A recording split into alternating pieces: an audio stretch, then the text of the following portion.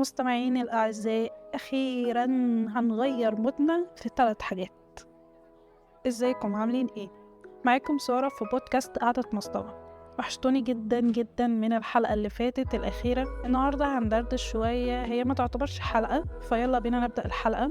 صح فعلا نسيت أقول لكم إن ما تنسوش إن الحلقة بقت متوفرة وتقدروا تسمعوها على جوجل بودكاست ومنصات سبوتيفاي، وكمان تقدروا تسمعوها على قناتنا قعدة مصطبة على اليوتيوب. كمان أنا ببقى مستنية تعليقاتكم وبقراها كلها. والنهاردة في آخر الحلقة يبقى في سؤال بإذن الله مستنية إجاباتكم عليها، فيلا بينا.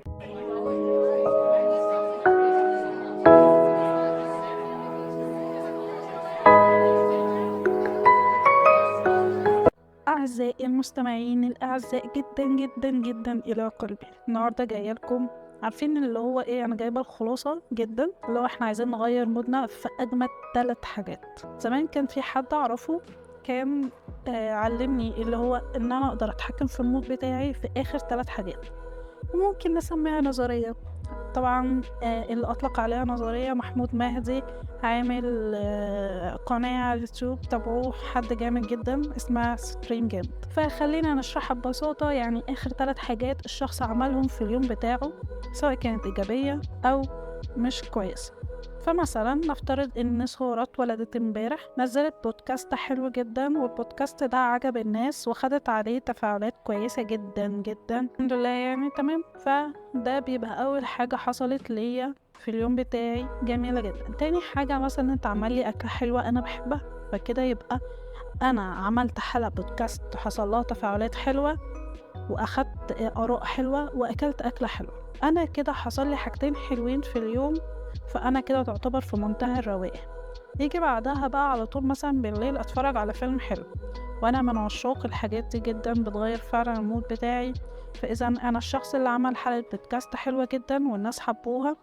تاني حاجة الشخص اللي اكل اكلة حلوة. تالت حاجة الشخص اللي اتفرج على فيلم وعمل مود روعة. تمام. طبعا في نص اليوم بيحصل لنا حاجات كتيرة في النص، بس احنا خلينا بنركز على الحاجات الحلوة، لان احنا لو هنركز على كل تفصيلة بتحصل لنا في اليوم ففعلا لا، مش هنظبط اي حاجة.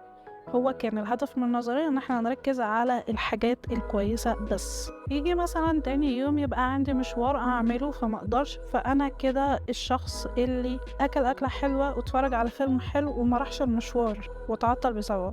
انا طبعا سقطت خالص البودكاست والاراء التفاعلية اللي حصلت عليه، فاهميني؟ انا بفتكر اخر 3 حاجات بس انا عملتهم اثروا فيا. طبعا احنا اصلا الذاكرة عندنا ذاكرة سمكة، فمش هنفتكر غير اخر 3 حاجات. تمام. فهي دي الفكرة من نظرية ال3 حاجات، ان الانسان مش بيفتكر غير اخر 3 حاجات حصلت له، اخر 3 حاجات سواء حلوة او مش كويسة. فهنفضل نمشي على هذا المنوال، اللي هو مثلا بعدها انا كنت بعمل ديزاين معين والديزاين مثلا اتمسح غصب عني، فاذا انا دلوقتي الشخص اللي اتفرج على فيلم حلو ما راحش المشوار بتاعه والديزاين بتاعه اصلا اتمسح وتعطل. فهنا هنلاقي نفسنا احنا عملنا حاجة ايجابية واحدة وسط حاجتين مش حلوين مخليني ابقى مبسوطة في المود بتاعي. احنا هنا بقى هنسكت؟ لا طبعا، عيب. امال نظرية سارة بقى تعمل ايه؟ لا، النظرية بتقول ان احنا نبدأ نتدخل، ما نستناش حاجة من بره تغير المود بتاعنا، انت اللي تبدأ تتدخل عشان تغير المود بتاعك.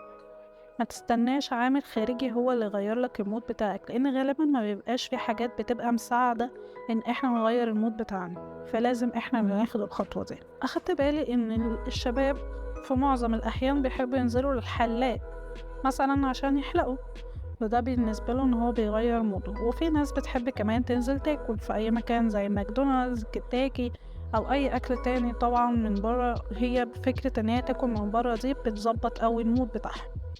انا اصلا يعني مش قادره اقول لكم، انا موضوع الكبده بتاعه الشارع دي بتبقى فظيعه جدا وببقى مبسوطه جدا منها. عندي صديقه ليا اصلا ببقى مكيفاها قوي لو جبت لها كبده من الشارع، بتبقى في قمه سعادتها. في ناس بتحب تتمشى، وانا من الاتجاه ده، اللي هو انا بنزل من البيت بشخصيه، برجع من البيت بشخصيه تانية خالص. ففعلا التمشيه بتغير الشخص جامد جدا، بتطلع الطاقة كلها. وفعلا فعلا دي أكدت لي فكرة إن الإنسان هو فعلا اللي يقدر يغير المود بتاعه، ما يستناش أي حاجة، أي عامل خارجي هو اللي يغير المود بتاعه. فأنا طرحت السؤال ده على منصة البودكاست بتاعتي قبل ما نطلع نسجل الحلقة، ففعلا في ناس كتير جدا اتفاعلت في الموضوع ده، فتعالوا ناخد شوية من الآراء دي. يلا بينا. في حد بيقول لي انا بحس ان المود بتاعي اتغير لما بغير كفر الموبايل بتاعي. هو بصراحة حاجة حلوة جدا وفعلا بتأثر معايا، يعني بحس ان انا عملت حاجة جديدة كده، فقشطة هي حاجة حلوة جدا. ايه تاني؟ حد قال لي انا بحب انزل اكل من ماك فبحس ان انا رجعت تاني مبسوط. اوكي معاك، بس مش قوي في الموضوع ده. ده المستوى الشخصي. بحس ان ماك اليومين دولت بيستقبل فما بيقدمش خدمة مقابل السعر اللي هو حطه يعني. فاشتغل معاك طالما حاجة بتظبطك وبتظبط مودك، فدي حاجة كويسة جدا. في حد بيقول لي انا بحب انزل العب كوره مع صحابي، وفعلا بيفرق معايا جدا النزله دي، وبرضه بحب انزل معاهم على القهوه بنفرفش وبرجع تاني في المود بتاعي. عاش والله، دي حاجه حلوه قوي ان يبقى في عندك صحاب تقدر تستعين بيهم ان انت تخرج من المود بتاعك. يا جماعه طالما انتوا عارفين ايه هي الحاجه اللي تبسطكم، فلما تبقوا متضايقين ابدأوا انزلوا اعملوا الحاجه دي وطبقوا نظريه ال3 حاجات. نظرية آخر 3 حاجات دي انتوا اللي هتعملوها، هي اللي هتفرق معاكم في اليوم بتاعكم، فاهمين؟ هي اللي هتحدد المود بتاعكم. فبلاش الموضوع اللي هو يفضل او هنفضل في مود اكتئاب لحد ما ربنا يفرج. لا، انزلوا ابدأوا اعملوا الحاجة اللي هتغير المود بتاعكم. في ناس فاكرة ان هي من مجرد ما هتنام هتصحى تلاقي نفسها كويسة، وبصراحة يعني خلينا بأمانة ربنا، انا فعلا كنت بنصح بين اقرب حد ليا فعلا، وطلع الموضوع فعلا بيأثر نفسيا بالسلب، بيبقى بعد كده عبارة عن تراكمات نفسية جوه الشخص. فعلا ما تناموش، ابدأوا اعملوا اي حاجة تخليكم تتبسطوا. ممكن تقعدوا مع شخص انتوا بتحبوا تتكلموا معاه، فده في حد ذاته بيظبط المود بتاعكم. حاولوا تغيروا من المود بتاعكم بايديكم. ودي معلومة حبيت اسهلبها في اخر البودكاست.